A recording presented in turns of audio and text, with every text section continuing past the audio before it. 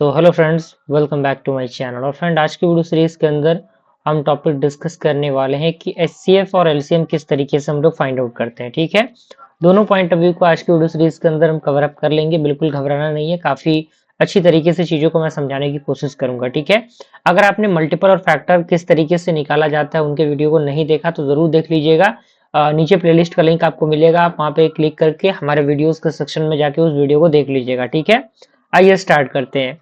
तो एचसीएफ का full form होता है हाईएस्ट कॉमन फैक्टर, यानी जो फैक्टर सबसे बड़ा होगा उसी को हम क्या करेंगे, लेंगे। ठीक है, तो यहाँ पे एचसीएफ का मतलब क्या होता है, तो यहाँ पे सबसे पहला पॉइंट कह रहा है कि एचसीएफ ऑफ टू और मोर numbers is the largest numbers that divides all the given number exactly. यानी जो एचसीएफ होता है दो या दो से अधिक नंबर का, वो क्या होता है, वो एक लार्जेस्ट नंबर होता है जो डिवाइड करता है सारे गिवन नंबर को एग्जैक्टली, यानी पूरी तरीके से क्या करता है, डिवाइड कर देता है। ठीक है, जैसे हमें एचसीएफ फाइंड आउट करना है 8 और 12 का, यानी 8 और 12 का हमें एचसीएफ फाइंड आउट करना है।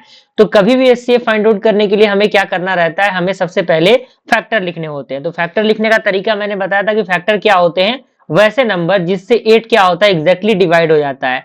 तो 1 से 8 डिवाइड हो जाएगा, 2 से 8 डिवाइड हो जाएगा, 3 से नहीं होगा, 4 से हो जाएगा, और देन उसके बाद 8 से होगा। इसके अलावा किसी भी नंबर से 8 डिवाइड नहीं होगा। ठीक है, तो आपके फैक्टर क्या होगा, 1 2 4 8 हो गया। क्लियर।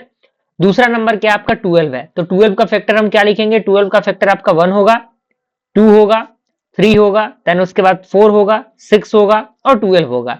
इसके अलावा कोई भी नंबर नहीं है जिससे कि 12 पूरी तरीके से डिवाइड हो जाए। ठीक है, क्लियर हुआ। तो आपने क्या किया, 8 का फैक्टर लिख लिया और आपने क्या किया, 12 का फैक्टर लिख लिया। अब हमें इसमें देखना कि कॉमन कौन कौन सा है। तो आप यहाँ पे देखेंगे कि 1 यहाँ पे आपको कॉमन मिल रहा है, 1 यहाँ पे मिल रहा है, उसके बाद यहाँ पे आपको एक 2 कॉमन मिल रहा है, देन उसके बाद 4 कॉमन मिल रहा है। इसके अलावा कोई भी टर्म आपको कॉमन नहीं मिल रहा है, यानी 1 2 और 4 क्या मिल रहा है, आपको कॉमन मिल रहा है। तो यहाँ पे कॉमन फैक्टर हम लिख देंगे, क्या होगा आपका, 1 2 और 4 कॉमन मिल गया। तो यहां से हाईएस्ट नंबर सबसे कौन है, सबसे बड़ा कौन है, 1 2 और 4 में तो 4 है, तो जो 4 होगा वही आपका क्या हो जाएगा, इस नंबर का एचसीएफ हो जाएगा। क्लियर, कोई दिक्कत। समझिए फिर से, हमने क्या किया, 8 का फैक्टर लिख लिया, ठीक है, हमने 12 का फैक्टर लिख लिया। अब इसमें देखना है कि इसमें कॉमन कौन है, तो कॉमन आपका 1 2 और 4 है। ठीक है, अब 1 2 और 4 में हमें देखना है कि बड़ा कौन है, 1 2 और 4 में बड़ा कौन है, 4 है। तो 4 एक ऐसा नंबर है जिससे हम 8 को पूरी तरीके से डिवाइड कर सकते हैं और 12 को पूरी तरीके से डिवाइड कर सकते हैं। ठीक है, क्लियर हुआ। आगे बढ़ते हैं। दूसरा हमारा क्या है, एलसीएम है। LCM stand for the lowest common multiple. वो हमारा क्या था, वो हमारा फैक्टर था, ये हमारा क्या है, ये हमारा मल्टीपल है। क्लियर हुआ। तो हमें लोएस्ट कॉमन मल्टीपल निकालना है। तो ये होता क्या है, तो यहां पे कह रहा है कि एलसीएम ऑफ टू और मोर numbers is the smallest number that is the multiple of all the given number. यानी जो आपका एलसीएम होता है दो या दो से अधिक नंबर का, वो एक स्मॉलेस्ट नंबर होता है जो मल्टीपल होता है गिवन नंबर का। ठीक है, जैसे एग्जांपल दिया हुआ है 4 और 6, यानी हमें एलसीएम फाइंड आउट करना है 4 और 6 का। तो 4 का मल्टीपल हमें लिखना है, तो 4 का मल्टीपल क्या होगा, चूंकि आपको पता है कि मल्टीपल इनफाइनाइट होते हैं, तो 4 का मल्टीपल यानी 4 का टेबल पढ़ दीजिए। तो 4 1 जा 4, 4 2 जा 8, 4 3 जा 12, 16 20, है कि नहीं।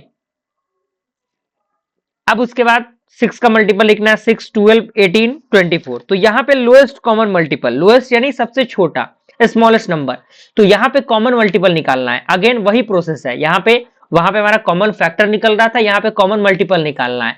यानी 4 और 6 के मल्टीपल में कौन सा नंबर जो है वो सिमिलर है, तो आप देखेंगे कि जो 12 है वो 12 दोनों में आपके शामिल है। तो 12 दोनों में शामिल है, तो 12 एक ऐसा नंबर होगा जो 4 से डिवाइड करने पे 12 पूरी तरीके से डिवाइड हो जाएगा, और 6 का जो है वो 6 जो है वो 12 से पूरी तरीके से 12 जो है वो 6 से पूरी तरीके से डिवाइड हो सकता है। ठीक है, क्लियर, कोई परेशानी दिक्कत नहीं होनी चाहिए। एक दो बार चीजें देखेंगे, चीजें कंप्लीट हो जाएंगी। ये प्रैक्टिस सेट है आपके होमवर्क के लिए, आप इसको क्वेश्चन को बनाइएगा, और जिन भी स्टूडेंट का क्वेश्चन सॉल्व हो जाता है वो कमेंट में जरूर बता दीजिएगा कि मेरा सॉल्व हो गया, ताकि मुझे पता लगे कि आप चीजों को एग्जैक्टली देख पा रहे हैं। ठीक है, मिलता है फ्रेंड्स अगले वीडियो में, तब तक के लिए थैंक यू।